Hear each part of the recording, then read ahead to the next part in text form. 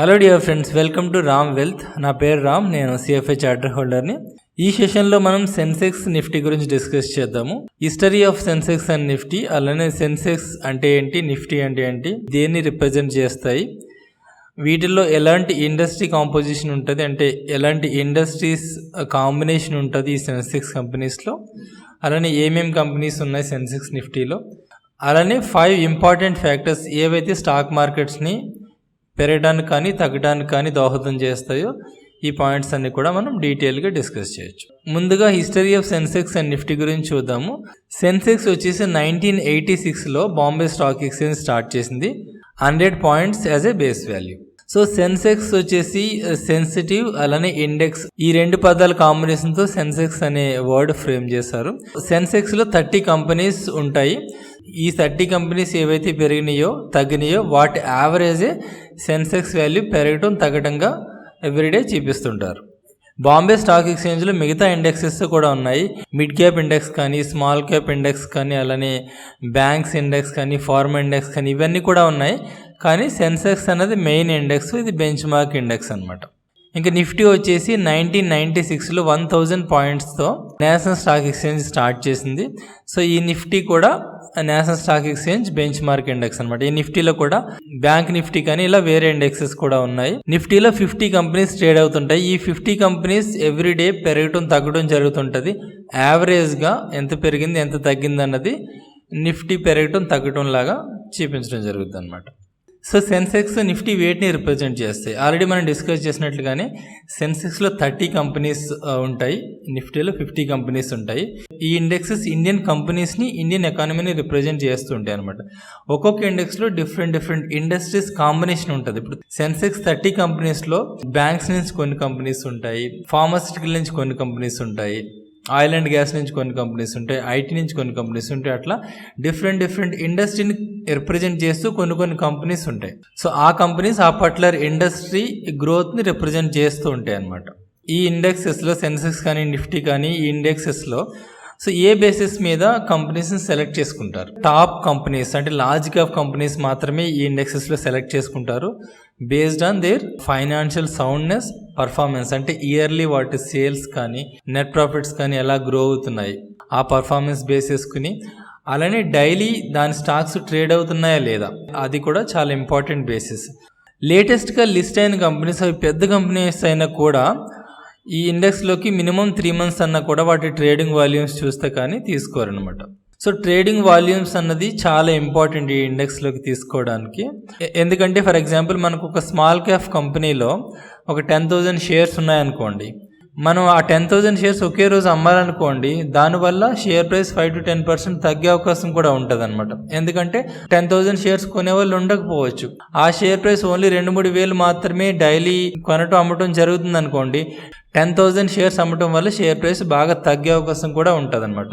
అదే 10,000 shares for example ఈ Reliance ఇండస్ట్రీలో కానీ హెచ్డిఎఫ్సి బ్యాంక్లో కానీ అమ్మాలనుకోండి, ఫ్రాక్షన్ ఆఫ్ సెకండ్స్లో సెల్ అయిపోతాయి. ఎలాంటి షేర్ ప్రైస్ మూమెంట్ పెరగటం కానీ తగ్గడం కూడా జరగకుండా. దాన్నే మనం వాల్యూమ్ ఆఫ్ ట్రేడింగ్ అంటాము, లేకుంటే ట్రేడింగ్ లిక్విడిటీ అని కూడా అంటాం. సో సమ్మరైజ్ చేయాలంటే లార్జ్ క్యాప్ కంపెనీస్ మాత్రమే సెన్సెక్స్ నిఫ్టీలో ఉంటాయి. అవి కూడా డిఫరెంట్ ఇండస్ట్రీస్ని రిప్రజెంట్ చేస్తూ ఉంటాయి. ఇంకా సెక్టరియల్ కాంపోజిషన్ చూద్దాము. ఫస్ట్ సెన్సెక్స్ సెక్టర్స్ ఎలా ఉన్నాయో చూద్దాము. Around 35% of the companies banking and finance నుంచి ఉన్నాయి సెన్సెక్స్ ఉన్న కంపెనీస్లో. ఫర్ ఎగ్జాంపుల్ హెచ్డిఎఫ్సి బ్యాంక్ కానివ్వండి, ఐసిఐసిఐ బ్యాంక్ కానివ్వండి, ఎస్బీఐ బ్యాంక్ కానివ్వండి, ఇలాంటి కంపెనీస్ 35% వరకు రిప్రజెంట్ చేస్తున్నాయి సెన్సెక్స్ టోటల్ కంపెనీస్లో. ఇంకా టెక్నాలజీ వచ్చేసి 18% వరకు, అంటే టీసీఎస్ కానివ్వండి, ఇన్ఫోసిస్ కానివ్వండి, హెచ్సిఎల్ కానివ్వండి. సో ఇలాంటి కంపెనీస్ టోటల్ సెన్సెక్స్ 100%లో ఐటీ వెయిటేజ్ 18% వరకు ఉంది. ఇంకా ఆయిల్ అండ్ గ్యాస్ పర్సంటేజ్ వచ్చేసి 15% వరకు ఉంది. ఆయిల్ అండ్ గ్యాస్లో ఎగ్జాంపుల్స్ వచ్చేసి రిలయన్స్ కానీ ఓఎన్జీసీ కానీ చెప్పుకోవచ్చు. అలానే ఆటోమొబైల్ వచ్చేసి 6% ఉంది. ఆటోమొబైల్ ఎగ్జాంపుల్స్ వచ్చేసి మారుతి చెప్పుకోవచ్చు, టాటా మోటార్స్ చెప్పుకోవచ్చు. అలానే మిగతా సెక్టర్స్ కూడా మీరు సింగిల్ డిజిట్స్లో చూడవచ్చు. టెలికామ్ కానీ, యూటిలిటీస్ కానీ, ఫుడ్ అండ్ బెవరేజెస్ కానీ, ఫార్మాసిటికల్స్ కానీ. ఇప్పుడు నిఫ్టీ సెక్టర్స్ గురించి చూద్దాము. నిఫ్టీ 50 కంపెనీస్లో కూడా బ్యాంకింగ్ అండ్ ఫైనాన్స్ వచ్చేసి 31% కాంపోజిషన్ ఉంది. అలానే టెక్నాలజీ వచ్చేసి అరౌండ్ 17% వరకు ఉంది. ఆయిల్ అండ్ గ్యాస్ వచ్చేసి అరౌండ్ 16% ఉంది, ఆటోమొబైల్స్ వచ్చేసి అరౌండ్ 6% ఉంది. సో మిగతా సెక్టార్స్ కూడా చూడవచ్చు సింగిల్ డిజిట్స్లో. సో ఇక్కడ ఈ సెక్టార్ కాంపోజిషన్ మనం ఎందుకు తెలుసుకోవాలి ఈ ఇండెక్సెస్లో. చాలామంది ఇండెక్స్ ఫండ్స్ ఇన్వెస్ట్ చేస్తూ ఉంటారు, నిఫ్టీ ఇండెక్స్ ఫండ్ కానీ అలానే సెన్సెక్స్ ఇండెక్స్ ఫండ్ కానీ. సో ఫర్ ఎగ్జాంపుల్ మనం ఒక నిఫ్టీ గ్రాఫ్ని తీసుకుంటే, ఫర్ ఎగ్జాంపుల్ మనం ఒక 10,000 రూపీస్ నిఫ్టీ ఇండెక్స్ ఫండ్లో ఇన్వెస్ట్ చేస్తున్నాం అనుకోండి. ఆ 10,000 నుంచి 3,100 రూపీస్ బ్యాంక్స్లో ఇన్వెస్ట్ చేస్తారు. అంటే హెచ్డిఎఫ్సి బ్యాంక్ కానివ్వండి, ఐసిఐసి బ్యాంక్ కానివ్వండి, ఎస్బీఐ కానివ్వండి, బజాజ్ ఫైనాన్స్ కానివ్వండి, ఏదైతే టోటల్ 31% రిప్రజెంట్ చేస్తున్నాయో బ్యాంకింగ్ అండ్ ఫైనాన్స్ సెక్టార్లో, ఆ కంపెనీస్లో 31% ఇన్వెస్ట్ చేయబడుతుంది అనమాట. మన ఎగ్జాంపుల్లో ఆ టోటల్ అన్ని కంపెనీస్లో 3,100 రూపీస్ ఇన్వెస్ట్ చేస్తారు. అలానే టెక్నాలజీలో, సో మీ 10,000లో అరౌండ్ 1,700 రూపీస్ ఐటీ కంపెనీస్లో ఇన్వెస్ట్ చేస్తారు. సో ఇండెక్స్ ఫండ్స్ ఏదైతే నిఫ్టీ కేటగిరీషన్ ఎలా అయితే ఉందో ఇండస్ట్రీ కాంపోజిషను, అలానే ఇండెక్స్ ఫండ్స్లో కూడా అంతే పర్సంటేజెస్తో ఇన్వెస్ట్ చేయాల్సి ఉంటుంది అనమాట. ఇంకా యాక్టివ్ మ్యూచువల్ ఫండ్స్ వచ్చేసి వాళ్ళు కూడా మోస్ట్లీ లార్జ్గా ఫండ్స్ వచ్చేసి ఇంచుమించు ఇదే కాంపోజిషన్ ఫాలో అవుతుంటారు. కానీ కొన్ని సెక్టార్స్కి అండర్ వెయిట్, కొన్ని సెక్టార్స్కి ఓవర్ వెయిట్ ఇవ్వడం జరుగుతుంది అనమాట. ఫర్ ఎగ్జాంపుల్ ఈ ఇయర్లో మనకి కార్పొరేట్ ట్యాక్స్ కట్ జరిగింది. దానివల్ల banking and finance sector is the biggest beneficiary. So అలాంటి సినారియోలో యాక్టివ్ ఫండ్ మేనేజర్స్ వచ్చేసి ఆ సెక్టార్స్ ఎక్కువ వెయిటేజ్ ఇస్తారు. అలానే ఫర్ ఎగ్జాంపుల్ ఎకానమీ బాగా ఓవర్ హీట్ అయిందనుకోండి, కరెక్షన్ జరిగే అవకాశం ఉందనుకోండి, అలానే కరెక్షన్ జరిగిందనుకోండి, ఎకానమీ రిలేటెడ్ కంపెనీస్ బాగా కరెక్షన్ ఎక్కువ జరుగుతుంది. సో అలాంటి కంపెనీస్కి వెయిటేజెస్ తగ్గించవచ్చు. ఆ విధంగా మనం ఇన్వెస్ట్ చేసే మ్యూచువల్ ఫండ్స్లో ఉన్న సెక్టార్స్ ఎలా ఉన్నాయి, ఆ సెక్టార్స్లో మన మ్యూచువల్ ఫండ్స్ వెయిటేజెస్ ఎలా ఉన్నాయి కూడా చెక్ చేసుకోవచ్చు. సో ఇంకా లిస్ట్ ఆఫ్ కంపెనీస్ చూసినట్లయితే సెన్సెక్స్లో, నిఫ్టీలో కూడా ఇక్కడ ఇచ్చిన లిస్ట్లో మీరు చూడొచ్చు టోటల్ కంపెనీస్ సెన్సెక్స్ ఇండెక్స్లో ఉన్నవి, అలానే నిఫ్టీ ఇండెక్స్లో ఉన్న కూడా టోటల్ కంపెనీస్ నేను ఇక్కడ ఇచ్చాను. మోస్ట్లీ సెన్సెక్స్లో ఉన్న కంపెనీస్ అన్నీ కూడా నిఫ్టీలో ఉంటాయి, అలానే అడిషనల్గా ఇంకొక 20 కంపెనీస్ ఉంటాయి అన్నమాట. ఇంకా కంపెనీస్ వెయిటేజెస్ ఈ ఇండెక్స్లో ఎలా సెట్ చేస్తారన్నది డిస్కస్ చేద్దాము. ఫర్ ఎగ్జాంపుల్ రిలయన్స్ ఇండస్ట్రీస్ తీసుకుందాం. టోటల్ మార్కెట్ క్యాపిటలైజేషన్ వచ్చేసి 9,74,000 కోట్లు ఉంది. ఇంకా మార్కెట్ క్యాపిటలైజేషన్ ఫ్రీ ఫ్లోట్ వచ్చేసి 5,16,000 కోట్లు. Market capitalization based on free float అంటే ఏంటంటే ఏవైతే షేర్స్ రిలయన్స్ ఇండస్ట్రీస్ సంబంధించి ఫ్రీగా అనే డైలీ బేసిస్ ట్రేడ్ చేసుకోవడానికి అందుబాటులో ఏముంటాయో దాన్ని ఫ్రీ ఫ్లోట్ అంటాం అనమాట. ఏవైతే షేర్స్ ఫౌండర్స్ చేతిలో ఉంటాయో అలానే గవర్నమెంట్ హ్యాండ్స్లో ఉంటాయో వాటిని వాళ్ళు డైలీ ట్రేడ్ చేయరు కాబట్టి ఫ్రీ ఫ్లోట్ నుంచి వాటిని ఎక్స్క్లూడ్ చేస్తారు. సో ఏవైతే షేర్స్ ఇండివిజువల్స్ అలానే మ్యూచువల్ ఫండ్స్ హ్యాండ్స్లో ఉంటాయో మోస్ట్లీ అవి ఫ్రీ ఫ్లోట్ షేర్స్ అనమాట. So free float market capitalization base చేసుకుని రిలయన్స్ ఇండస్ట్రీస్ వెయిట్ ఎంత ఉంది సెన్సెక్స్ అనేది క్యాలిక్యులేట్ చేస్తే సో మనకి 11.86% వస్తుంది. అది ఎలా అంటే 5,16,000 కోట్లు divided by total BSE free float market capitalization అంటే 30 కంపెనీలకు సంబంధించిన టోటల్ మార్కెట్ క్యాపిటలైజేషన్ 43 లక్షల కోట్లు అనమాట. సో క్యాలిక్యులేషన్ వచ్చేసి 5,16,000 కోట్లు డివైడ్ బై 43 లక్షల కోట్లతో చేస్తే 11.86% వస్తుంది రిలయన్స్ ఇండస్ట్రీస్ వెయిట్ టోటల్ సెన్సెక్స్లో. అలానే హెచ్డిఎఫ్సి బ్యాంక్ చూసినట్టయితే టోటల్ మార్కెట్ క్యాపిటలైజేషన్ వచ్చేసి 6,94,000 కోట్లు ఉంది. ఫ్రీ ఫ్లోట్ మార్కెట్ క్యాపిటలైజేషన్ వచ్చేసి 5,13,000 కోట్లు ఉంది. హెచ్డిఎఫ్సి బ్యాంక్ వెయిటేజ్ వచ్చేసి 11.8% వస్తుంది అనమాట. సో ఇవి పెద్ద కంపెనీస్ కాబట్టి అరౌండ్ 12% వెయిటేజ్ సెన్సెక్స్లో ఉన్నాయి వీటికి. కొంచెం చిన్న కంపెనీస్ చూసినట్టయితే ఫర్ ఎగ్జాంపుల్ ఏషియన్ పెయింట్స్ చూసామనుకోండి. ఏషియన్ పెయింట్స్ మార్కెట్ క్యాపిటలైజేషన్ వచ్చేసి 1,63,000 కోట్లు ఉంది. ఫ్రీ ఫ్లోట్ మార్కెట్ క్యాపిటలైజేషన్ వచ్చేసి 76,000 కోట్లు ఉంది. సో దాని వెయిటేజ్ వచ్చేసి 1.76% వస్తుంది. ఈ వెయిటేజెస్ మారుతుంటాయి మార్కెట్ క్యాపిటలైజేషన్ చేంజెస్ వల్ల. So total 5 top companies for example HDFC bank కానీ, రిలయన్స్ కానీ, హెచ్డిఎఫ్సి హౌసింగ్ ఫైనాన్స్ కానీ, ఇన్ఫోసిస్ కానీ, ఐసిఐసి కానీ చూసినట్టయితే ఈ 5 కంపెనీసే అరౌండ్ 47% టోటల్ సెన్సెక్స్ వెయిటేజ్లో ఉన్నాయన్నమాట. అంటే మనం సెన్సెక్స్ ఇండెక్స్ ఫండ్లో ఇన్వెస్ట్ చేసినట్టయితే ఈ 5 కంపెనీస్లోనే దగ్గర 47% మన ఫండ్స్ని ఇన్వెస్ట్ చేస్తారనమాట. ఇంకా నెక్స్ట్ డిస్కషన్ పాయింట్ వచ్చేసి 5 ఇంపార్టెంట్ ఫ్యాక్టర్స్ గురించి నేను డిస్కస్ చేస్తాను. ఈ 5 ఇంపార్టెంట్ ఫ్యాక్టర్స్ స్టాక్ మార్కెట్స్ని పెరగడానికి కానీ తగ్గడానికి కానీ ముఖ్యంగా దోహదం చేస్తుంటాయి అన్నమాట. ఫస్ట్ ఫ్యాక్టర్ వచ్చేసి earnings of the companies. Long రన్లో ఈ స్టాక్ మార్కెట్ ఇండెక్సెస్, ఆ ఇండెక్స్లో ఉన్న కంపెనీస్ అగ్రిగేట్గా ఎంత పర్సంటేజ్ అయితే గ్రో అవుతున్నాయో అంత పర్సంటేజ్ రిటర్న్స్ ఇస్తాయి అన్నమాట. ఫర్ ఎగ్జాంపుల్ నిఫ్టీ స్టార్ట్ అయిన దగ్గర నుంచి నిఫ్టీ కంపెనీస్ 11% చెప్పిన గ్రో అవుతున్నాయి. సో నిఫ్టీ రిటర్న్స్ కూడా మనం 11% చూడొచ్చు నిఫ్టీ స్టార్ట్ అయిన దగ్గర నుంచి ఇప్పటి వరకు. ఈ ఎర్నింగ్స్ పర్సంటేజ్ అన్నది ఇండివిజువల్ ఇయర్స్ వైజ్ చూస్తే టాలీ కాకపోవచ్చు, ఎందుకంటే స్టాక్ మార్కెట్స్ ఎప్పుడు కూడా ఓవర్ రియాక్ట్ అవుతుంటాయి, అండర్ రియాక్ట్ అవుతుంటాయి. ఫర్ ఎగ్జాంపుల్ మార్కెట్ కండిషన్స్ అన్ని పాజిటివ్గా ఉన్నాయనుకోండి, బుల్ మార్కెట్ టైంలో మనకి 30-40% రిటర్న్స్ కూడా స్టాక్ మార్కెట్స్ నుంచి వచ్చే అవకాశం ఉంటుంది. కానీ 30-40% గ్రోత్ రేట్స్ ఈ కంపెనీస్లో ఉండకపోవచ్చు. అలానే బేర్ మార్కెట్లో 30-40% పడే అవకాశం కూడా ఉంటుంది. సో బేర్ మార్కెట్లో కూడా జనరల్గా ఈ కంపెనీస్ అన్నీ కూడా గ్రో అవుతూనే ఉంటాయి. మేబీ 11%, 12% కాకపోతే 8-9% కూడా గ్రో అవ్వచ్చు. కానీ బేర్ మార్కెట్ టైంలో స్టాక్ మార్కెట్ రిటర్న్స్ నెగిటివ్గా ఉంటాయి. సో లాంగ్ రన్లో ఈ కంపెనీస్ ఎంత పర్సంటేజ్ చెప్పిన గ్రో అవుతున్నాయి అంత పర్సంటేజ్ ఆఫ్ రిటర్న్స్ ఈ స్టాక్ మార్కెట్ ఇండెక్సెస్ నుంచి మనం ఎక్స్పెక్ట్ చేయొచ్చు. చాలామంది ఇండెక్స్ ఫండ్స్ ఇన్వెస్ట్ చేస్తూ 15%, 20% రిటర్న్స్ మాకు వస్తాయని అడుగుతుంటారు అనమాట.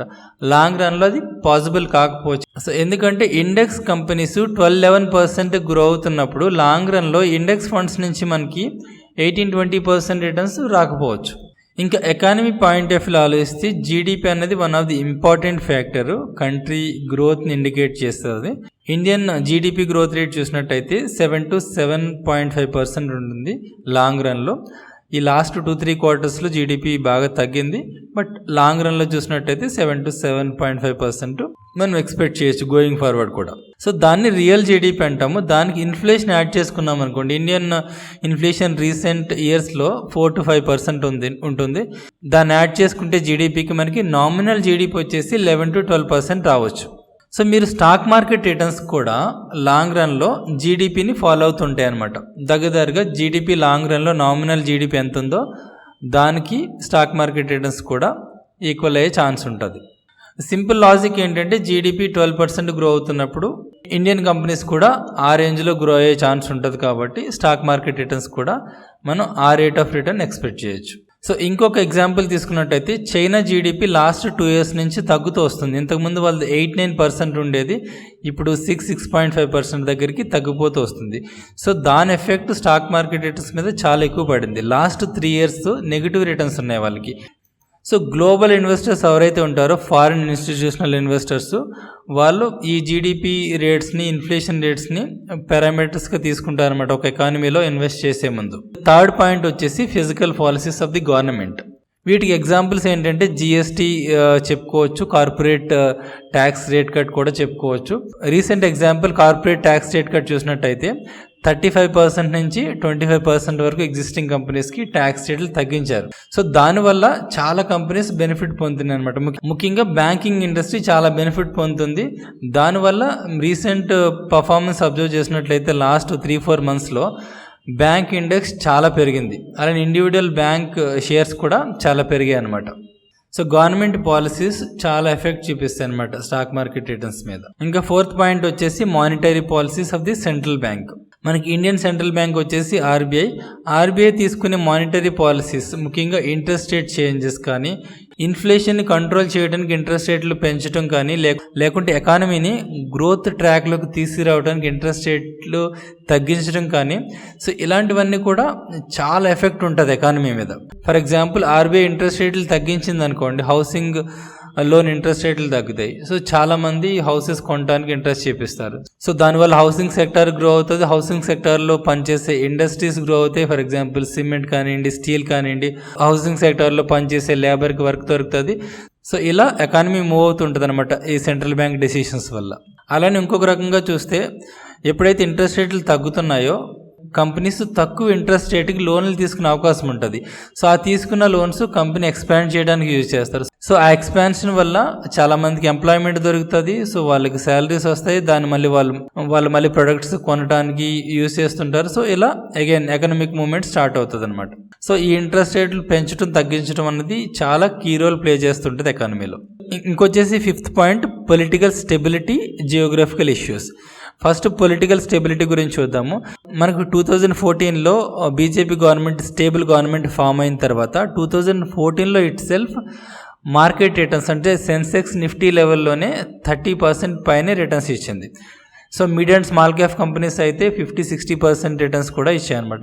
అది ఓన్లీ రీజన్ ఏంటంటే మంచి స్టేబుల్గా ఉన్న గవర్నమెంట్ వచ్చింది. సో ఈ గవర్నమెంట్ తీసుకున్న పాలసీస్ వల్ల కంపెనీస్కి బెనిఫిట్ అవుతుంది. ఆ బెనిఫిట్ వచ్చేసి ఎర్నింగ్స్లో రిఫ్లెక్ట్ అవుతుంది. సో ఇలాంటి థాట్ ప్రాసెస్ వల్ల జనరల్గా షేర్ ప్రైసెస్ పెరుగుతాయి అన్నమాట. అలానే జియో పొలిటికల్ ఇష్యూస్ ఎగ్జాంపుల్ చూసినట్టయితే రీసెంట్గా చైనాకి యుఎస్కి ట్రేడ్ వార్ నడుస్తుంది. సో ఈ ట్రేడ్ వార్లో ముఖ్యంగా యుఎస్ చైనా కంపెనీస్ మీద అడిషనల్ ట్యాక్సేషన్ విధించింది. దానివల్ల చాలా చైనా కంపెనీస్కి ఎక్స్పోర్ట్స్ తగ్గిపోయినాయి. సో అవి లాసెస్ కూడా చూస్తున్నాయి. చాలా చైనా కంపెనీస్ క్లోజ్ చేసుకోవాల్సి వచ్చింది. కొన్ని వేరే కంపెనీస్ చైనాలో ఎవరైతే పెట్టుకున్నారో వాళ్ళు వేరే కంట్రీస్ కూడా మూవ్ అవుతున్నారు అనమాట. సో ఈ చైనా యుఎస్ ట్రేడ్ వార్ వల్ల చైనా ఒక పక్కన లాస్ అవుతుంటే వేరే కంట్రీస్ బెనిఫిట్ పొందుతున్నాయి. ఫర్ ఎగ్జాంపుల్ ఇండియా కానీ, తైవాన్ కానీ, థాయిలాండ్ కానీ కొన్ని కంపెనీస్ వచ్చి ఇక్కడ సెటప్ చేసుకుంటున్నాయి. సో అక్కడ తీసేసి. అలానే రీసెంట్ ఎగ్జాంపుల్ వచ్చేసి ఇరాన్ జనరల్ని యుఎస్ మిలిటరీ వాళ్ళు చంపేశారు. దానివల్ల లాస్ట్ 2 డేస్లో స్టాక్ మార్కెట్ ప్రైసెస్ తగ్గుతున్నాయి. ఎందుకంటే Iran oil producing country. So దానివల్ల ఆయిల్ సప్లై చైన్స్ డిస్టర్బ్ అవ్వచ్చు. ఇండియా స్పెసిఫిక్ ఆలోచిస్తే మనం క్రూడ్ ఆయిల్ ఇంపోర్ట్ చేసుకుంటాం కాబట్టి అది మనకి బాగా నెగిటివ్ ఇంపాక్ట్ క్రియేట్ చేస్తుంది మన స్టాక్ మార్కెట్ ప్రైసెస్కి. సో ఈ 5 పాయింట్స్ ఏవైతే స్టాక్ మార్కెట్ ప్రైసెస్ని ఇంపాక్ట్ చేస్తానో ఇవి నేను చాలా బ్రీఫ్గా డిస్కస్ చేసినట్లు ఈచ్ పాయింట్ గురించి కూడా అవర్స్ టుగెదర్ మనం డిస్కస్ చేసుకోవచ్చు. ఎనీవే నేను తర్వాత కవర్ చేసే సెషన్స్లో ఇట్లాంటివన్నీ కూడా డీటెయిల్గా కవర్ చేస్తాను. సో ఈ సెషన్ నేను కంప్లీట్ చేస్తానండి. మీకు నచ్చింది అనుకుంటా. సో స్టాక్ మార్కెట్లో ఇన్వెస్ట్ చేయాలంటే మనకి డీమ్యాట్ అకౌంట్ అవసరం అవుతుంది. మీకు డీమ్యాట్ అకౌంట్ లేనట్టయితే నేను ఈ వీడియో డిస్క్రిప్షన్లో జీరోదా అలానే Upstox demat account opening links ఇచ్చాను. ఇవి టాప్ 2 డిస్కౌంట్ బ్రోకర్స్ ఇండియాలో. మీరు ఆ ఓపెనింగ్ లింక్స్ యూస్ చేసుకుని డీమ్యాట్ అకౌంట్ ఓపెన్ చేసుకోవచ్చు.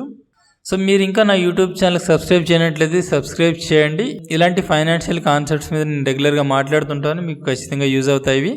Thank you so much.